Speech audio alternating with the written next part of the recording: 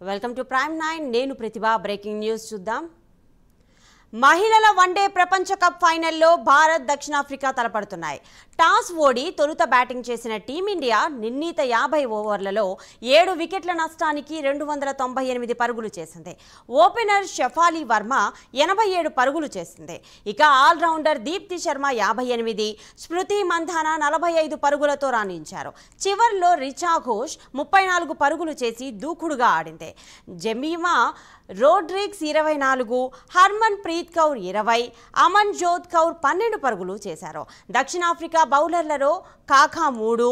మ్లాభా క్లో ట్రయాన్ నడిన్ డిక్లెర్క్ చెరో వికెట్ తీశారు ఇక ఓపెనర్లు మంధానా షఫాలి ఆరంభం నుంచి నిలకడగా ఆడి భారత్కు శుభారంభం అందించారు స్మృతి 45 పరుగులు చేసి అవుట్ అయింది దీంతో తొలి వికెట్కు 104 పరుగుల భాగస్వామ్యానికి బ్రేక్ పడింది తర్వాత జెమీమాతో ఇన్నింగ్స్ను ముందుకు నడిపించింది షఫాలి సెంచరీ దిశగా సాగుతున్న ఆమెను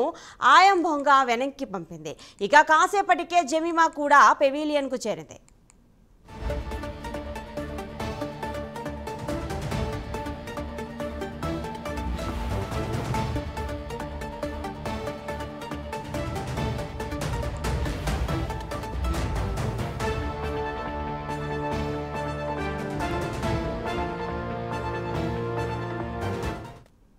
ఈ సమయంలో దీప్తి హర్మన్ ప్రీత్ కౌర్ 4వ వికెట్కు 52 పరుగుల భాగస్వామ్యం అందించారు మ్లాభా బౌలింగ్లో కౌర్ క్లీన్ బౌల్డ్ అయింది అమన్ జోత్ను డి క్లేర్క్ అవుట్ చేసింది దూకుడుగా ఆడిన రిచా ఘోష్ ఆయంభోంగా వేసిన 49 ఓవర్లలో అవుట్ కాగా ఇన్నింగ్స్ ఆఖరి బంతికి దీప్తి రనౌట్ అయింది అంతకుముందు వర్షం కారణంగా 2 గంటలు ఆలస్యంగా మ్యాచ్ మొదలైంది